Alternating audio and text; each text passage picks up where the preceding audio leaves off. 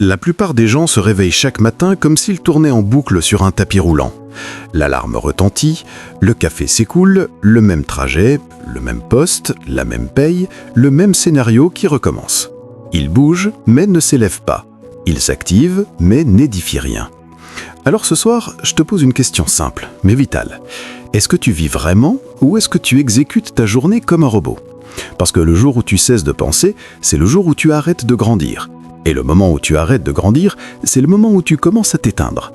Parlons de la manière de sortir de ce piège. Tu peux travailler 10 heures par jour, 6 jours sur 7, pendant 50 ans et rester pauvre. Pourquoi ? Parce que l'effort sans cap, c'est une servitude maquillée. Une machine peut aussi tourner sans arrêt, mais elle ne sera jamais propriétaire de l'usine.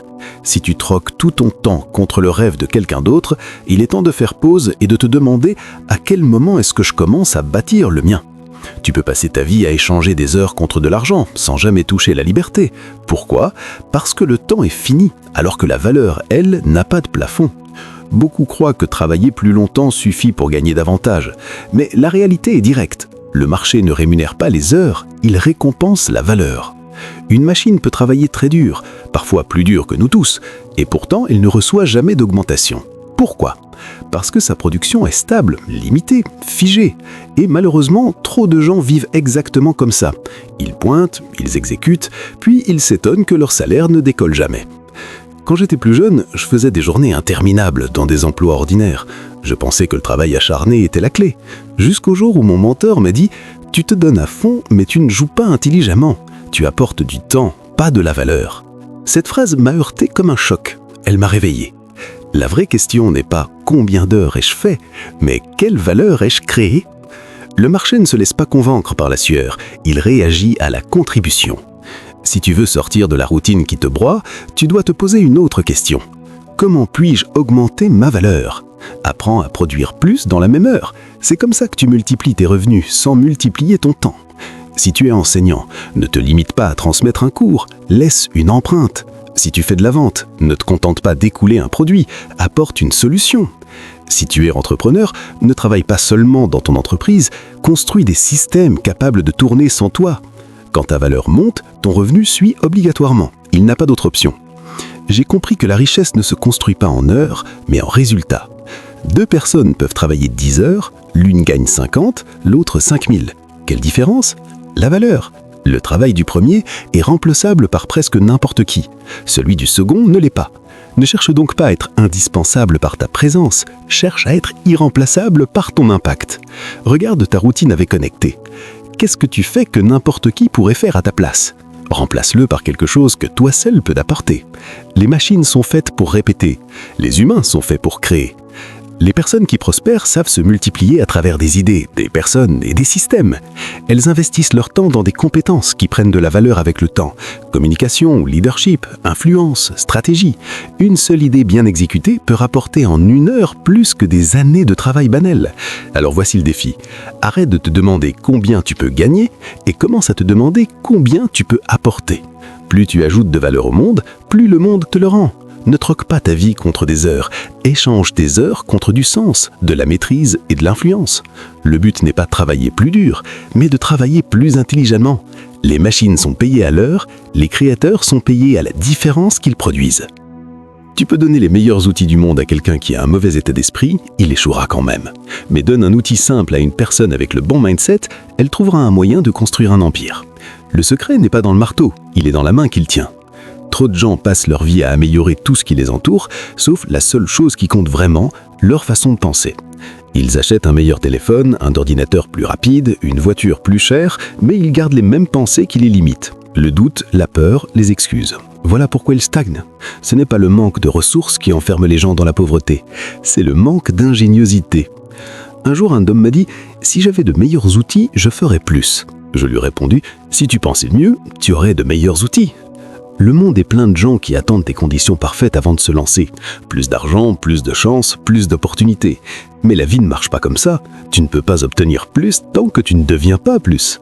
La richesse n'est pas seulement quelque chose que tu poursuis, c'est quelque chose que tu attires par la personne que tu deviens.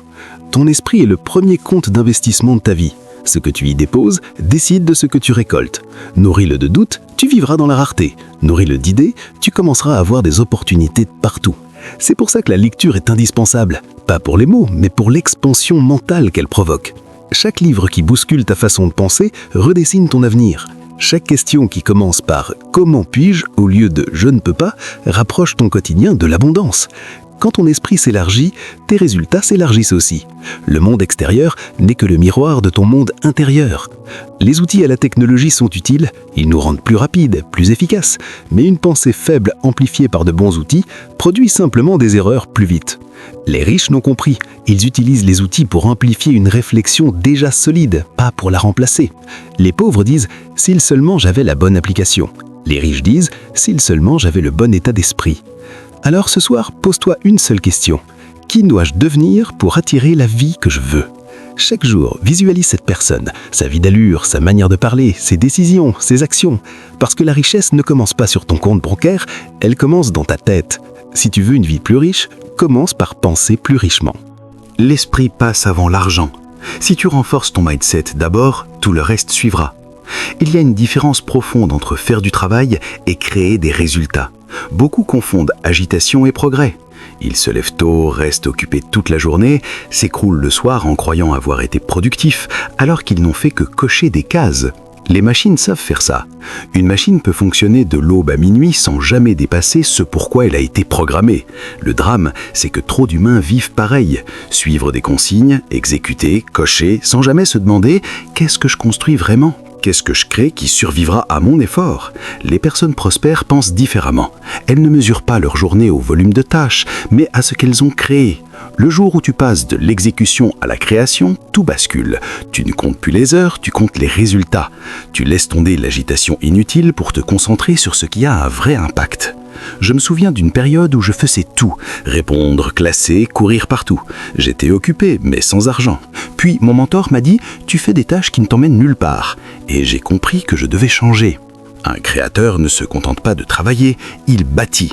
Cette phrase m'a traversé comme un éclair. J'ai compris que je fonctionnais comme une machine, pas comme un esprit. La création commence par la pensée. Elle naît quand tu te poses cette question essentielle. Qu'est-ce que je peux créer aujourd'hui qui continuera à me servir demain ?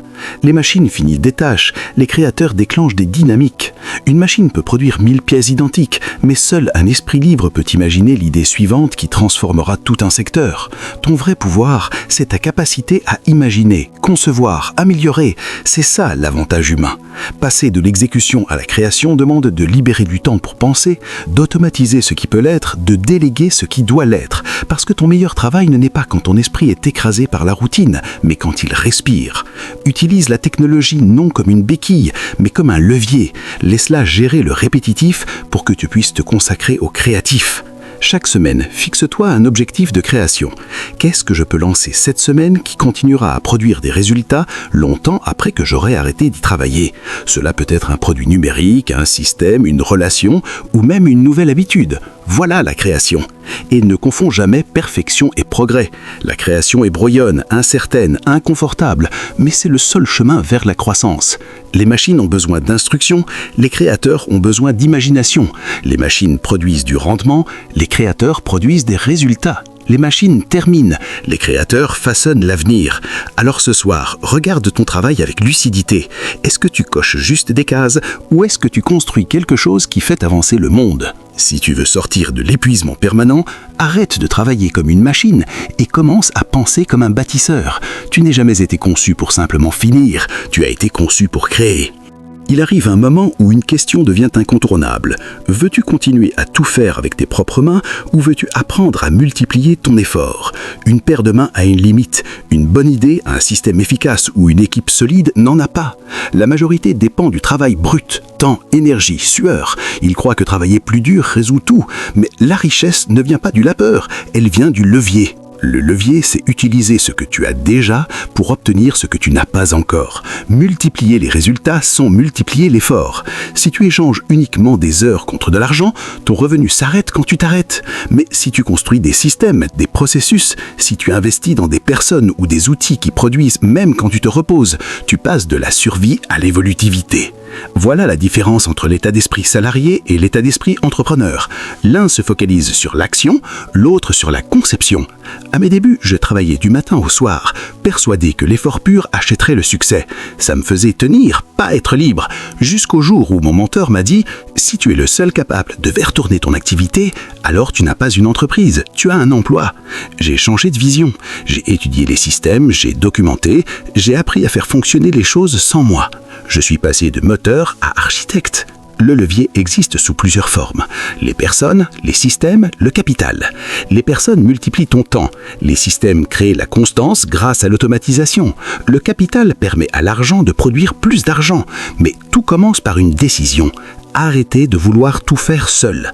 Certains disent « personne ne le fera aussi bien que moi ». Peut-être, mais avec ça, tu ne dépasseras jamais tes propres limites. La liberté démarre quand tu bâtis quelque chose qui ne dépend plus de ta présence quotidienne. La technologie rend cela plus accessible que jamais. Un outil peut toucher des milliers de personnes. Un clic peut diffuser ton message au monde entier. Mais la technologie sans compréhension n'est qu'une distraction. L'essentiel, c'est de l'utiliser avec intention pour amplifier ta vision, pas ta charge de travail. Alors, cette semaine, fais une action concrète. Identifie une tâche à déléguer ou à automatiser, une répétition, un paiement, une opération simple. Mets en place un système, même basique, qui fonctionne sans toi.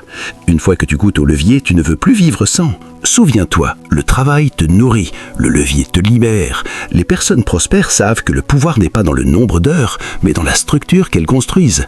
Arrête d'être l'ouvrier dans la machine de ta vie, deviens l'ingénieur. Le travail dur n'est pas un problème, il forge le caractère, l'endurance, la crédibilité. Mais si tu y restes pour toujours, tu manqueras de temps, d'énergie, d'années, tandis que tes résultats resteront les mêmes.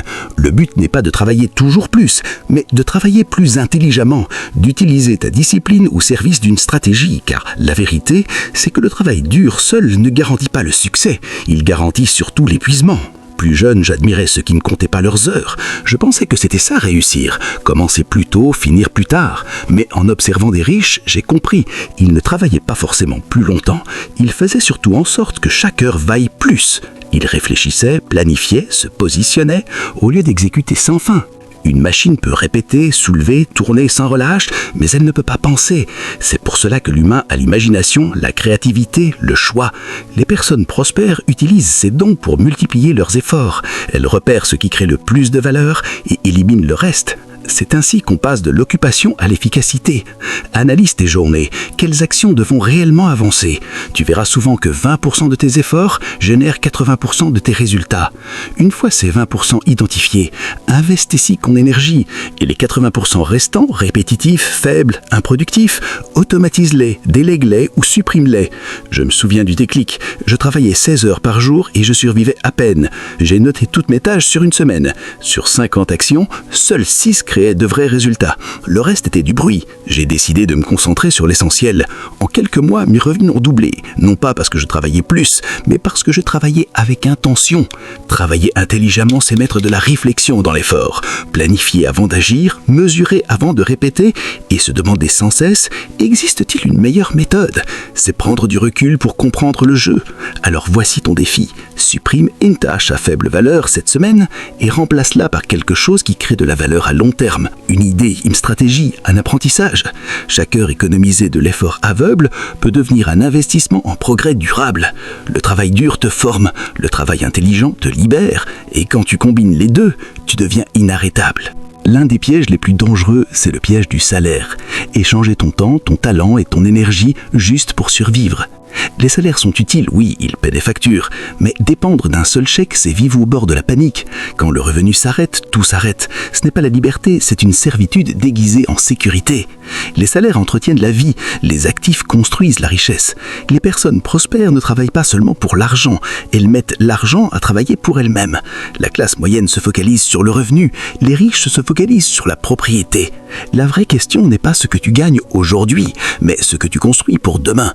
Je pensais qu'une augmentation réglerait tout, jusqu'à ce que mon mentor me dise « Si tu chasses toujours un meilleur salaire, tu finiras toujours par servir le rêve de quelqu'un d'autre. » Je gagnais plus, je dépensais plus, et je restais dépendant, je n'avais rien construit.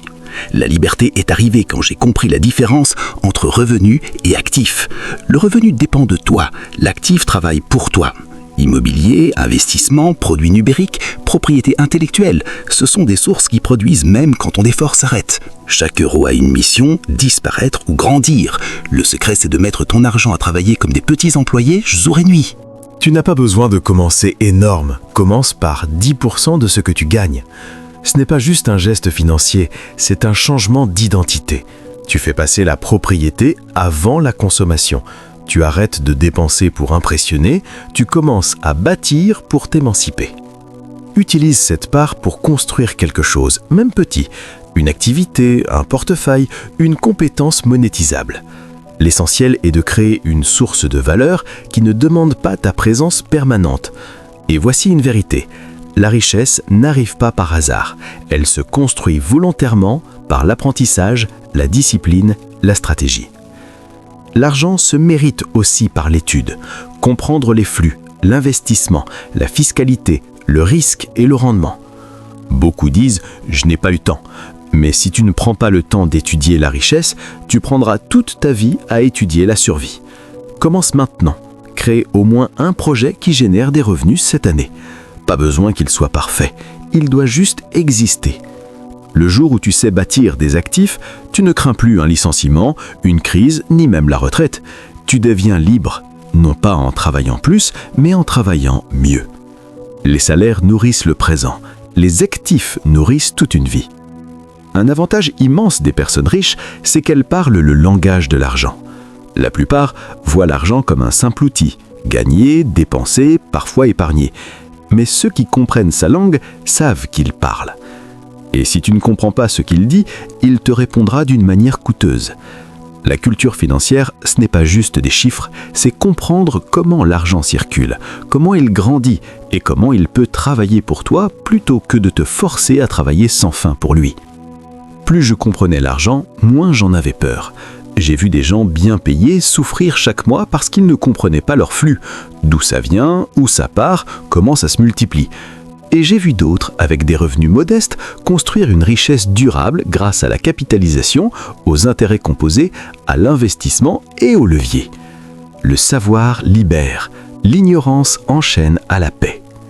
Apprendre ce langage, c'est comprendre que l'argent réagit à l'intelligence. Il faut savoir le gagner intelligemment, l'épargner avec constance, l'investir stratégiquement.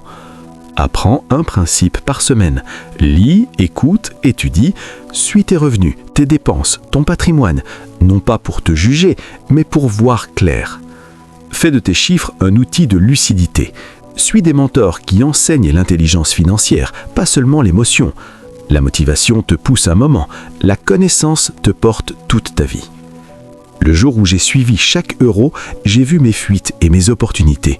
J'ai fait des choix intentionnels. J'ai redirigé mon argent vers des actifs qui travaillaient pendant que je dormais. Voilà la puissance de l'éducation financière. Elle transforme la peur en clarté, le flou en stratégie et l'effort en résultat durable. Si tu veux que l'argent te serve au lieu de te freiner, commence par parler sa langue. Apprends, observe, applique. Beaucoup croient que le succès vient de l'obéissance parfaite, suivre les règles, être le meilleur exécutant, cocher toutes les cases. Mais une machine sait faire ça. Les humains se piègent dans la conformité, un salaire, mais un potentiel enterré. Les personnes prospères et épanouies pensent autrement. Elles savent que le succès ne se chasse pas, il s'attire. Il suit la valeur que tu crées. Et la forme la plus puissante de valeur, c'est la contribution. Quand j'ai changé ma question de « que dois-je faire » à « qui puis-je aider aujourd'hui », tout a changé. Le travail n'était plus une suite de tâches, c'était une occasion de servir. Chaque interaction devenait une chance d'ajouter de la valeur. Et quand tu te concentres sur la contribution, le succès finit par te suivre. La conformité te garde employé. La contribution construit l'influence, la confiance et la richesse. Fais-en une habitude quotidienne. Quelle vie puis-je améliorer aujourd'hui ? Pose une action, même petite. Dépasse le minimum. Crée des systèmes. Partage ton savoir et résous des problèmes. Une période, j'ai aidé un collègue en plus de mon travail. Ça demandait un effort, mais ça a multiplié mon apprentissage, mon réseau et mes opportunités. Quand tu donnes de la valeur, elle te revient souvent sous des formes inattendues. Beaucoup courent après le confort en croyant que c'est la récompense du travail. Mais le confort sans capital est un mirage. Acheter l'apparence de la richesse aujourd'hui, c'est sacrifier la liberté de demain pour un plaisir qui s'évapore. Les riches comprennent, le capital d'abord, le confort ensuite. La richesse ne se mesure pas aux objets, mais aux actifs et à la liberté qu'ils offrent. Au début, je n'avais qu'un salaire. J'avais des envies, mais j'ai compris que céder maintenant repousserait la vie que je voulais. J'ai choisi d'épargner d'abord, d'investir d'abord, et de laisser la discipline travailler. Chaque euro placé dans un actif devenait un employé silencieux. Vois le capital comme une graine, le confort comme un fruit. Si tu manges le fruit trop tôt, rien ne pousse. Épargne 10 à 20%, investis tes augmentations, suis ton patrimoine plutôt que tes achats. Quand j'ai déplacé mon attention vers l'accumulation, la patience est devenue une force. Le plaisir différé est devenu une victoire. Et chaque investissement portait une promesse plus grande que mon effort seul. Tu n'as pas besoin de te priver éternellement, mais tu dois distinguer envie et besoin, excitation immédiate et récompense durable. Chaque euro épargné et investi est un acte de foi envers ta liberté future. Oriente ton argent vers des actifs, des projets qui bâtissent. Ne mesure pas ta richesse à ce que tu montres, mais à ce que tu possèdes vraiment. Laisse le plaisir de bâtir ton avenir dépasser l'attrait du confort instantané. Chaque euro doit choisir travailler pour toi ou disparaître. Les riches traitent l'argent comme une équipe. Chaque euro a une mission, se multiplier. Commence petit, fixe un pourcentage et enclenche l'effet cumulatif. Et quand les profits arrivent, résiste à la célébration trop rapide, réinvestis. Crée un cercle vertueux où l'argent engendre l'argent. Le jour où j'ai cessé de voir mon salaire comme un budget à consommer et que je l'ai vu comme un outil de création, la peur a baissé et la confiance a grandi. Étudie les actifs, comprends les risques, évite les tendances, construis du solide. Avec le temps, ton revenu viendra de tes actifs, pas seulement de ton temps. Mesure ta richesse au nombre d'euros qui travaillent pour toi. Si tout dépend de ta présence, tu es encore prisonnier. La vraie richesse, ce sont des systèmes qui tournent sans toi. Le déclic, c'est penser en structure, automatiser l'épargne et l'investissement, rendre la création de richesse non négociable. Documenter les processus, déléguer, systématiser, tout ce qui peut être répété doit être mis en système. Cela libère ton temps et ouvre la croissance. J'ai vécu ce changement en mettant en place un suivi client structuré. Ce qui me prenait des heures est devenu automatisé, générant des opportunités régulières et libérant de l'espace pour créer davantage. Le même principe s'applique aux finances, réinvestissement automatique, dividendes, gestion récurrente. Construire des systèmes, c'est bâtir du levier. Tu bâtis une fois, tu récoltes plusieurs fois. Une richesse fondée sur l'effort est limitée. Une richesse fondée sur des systèmes intelligents n'a pas de plafond. Mesure tes progrès à ce qui grandit pendant que tu dors. Si tu laisses l'argent être un mystère, tu subiras les circonstances. La richesse est une science. Les personnes vraiment prospères étudient l'argent, ses flux, sa protection. J'ai vu des gens gagner plus sans rien accumuler parce qu'ils ignoraient les règles. Et d'autres, avec des peu, bâtir des stratégies efficaces grâce à l'apprentissage. Fais de l'éducation financière une discipline quotidienne. Intérêts composés, diversification, gestion du risque, fiscalité, psychologie des dépenses, cycles économiques. Prends des notes, tiens un journal financier, applique. Observe des modèles, biographie, formation, mentor. Un mentor m'a dit « Le premier million n'est pas une chance, c'est discipline, étude, action réfléchie, constance. Imite les bonnes décisions, tu économises des années d'erreurs. Applique régulièrement budget orienté investissement, compréhension des actifs, optimisation intelligente. Le savoir devient puissant quand il est utilisé. Comprendre l'argent ne sert pas seulement à devenir riche, mais à devenir libre. Et la liberté commence aussi par ne pas dépendre d'une seule jambe. Une seule source de revenus, c'est une stabilité fragile. Multiples sources créent sécurité et possibilités. J'ai vu des collègues ruinés par un imprévu parce qu'ils dépendaient uniquement de leur salaire, et d'autres traverser les crises parce qu'ils avaient des activités secondaires, des investissements, des droits d'auteur. Identifie ta compétence clé et demande-toi comment je peux gagner au-delà de mon travail principal. Enseignement, projet parallèle, freelance, actif. Commence petit, puis réinvestis les profits pour créer d'autres sources. Ne transforme pas tout en luxe, transforme les gains en nouveaux canaux. Multiples fluides deviennent un filet. Si un blesse, l'autre soutient. Et continue d'apprendre. Les plateformes et la technologie créent sans cesse de nouvelles opportunités. Construire multiples revenus, c'est construire la liberté et la tranquillité d'esprit. Et le levier ultime, c'est l'influence. Multiplier tes efforts à travers les autres. J'ai voulu tout faire seul et j'ai vite vu le plafond. Le jour où j'ai commencé à former, déléguer, responsabiliser, mes résultats ont dépassé ce que je pouvais produire seul. Le leadership n'est pas de donner des ordres, c'est de créer une vision qui attire, communiquer clairement, inspirer confiance, comprendre les forces de chacun. Je me rappelle un projet avec une équipe inconnue. En accompagnant au lieu de contrôler, le résultat a dépassé tout ce que j'imaginais. C'est ça, remplacer le travail par le leadership. Ensuite, bâtis une culture et des systèmes. Une équipe alignée peut fonctionner sans toi et multiplier ton influence. Investis dans la formation, célèbre les réussites publiquement, traite les erreurs en privé, crée une culture de responsabilité et de progrès.